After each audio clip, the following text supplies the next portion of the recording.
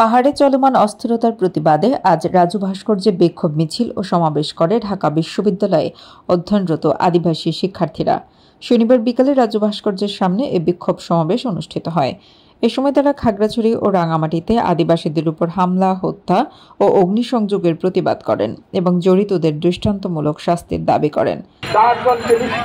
হত্যা করা হয়েছে।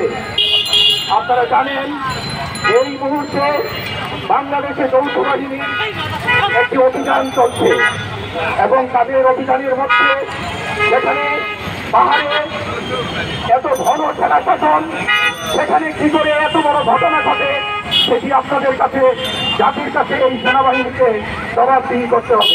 তাদের দাবি, স্বাধীনতার পর থেকেই পাহাড়ে আগুন জ্বলছে। এখন পর্যন্ত কোনো সরকারই আমাদেরকে ন্যায্য অধিকার দেয়নি। বারবার হত্যা, নির্যাতনের শিকার হয়েছে পাহাড়িরা। আজকের এই স্বাধীন দেশেও পাহাড়ে কেন সেনা শাসন থাকবে তা নিয়ে প্রশ্ন তোলেন সমাবেশের বক্তারা। এ সময় পাহাড়ে ঘটে চলা অস্থিরতায় পাহাড়িদের দুরবস্থা তুলে না ধরায় গণমাধ্যমের নিষ্ক্রিয় ভূমিকাকে দোষারোপ করেন তারা।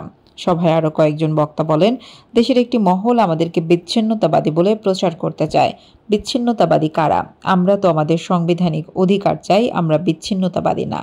এ সময় পাহাড়ের চলমান সংকট নিরসন এবং অবিলম্বে সেনা শাসন প্রত্যাহারের জন্য অন্তর্বর্তীকালীন সরকারের দৃষ্টি আকর্ষণ করেন সমাবেশের বক্তারা।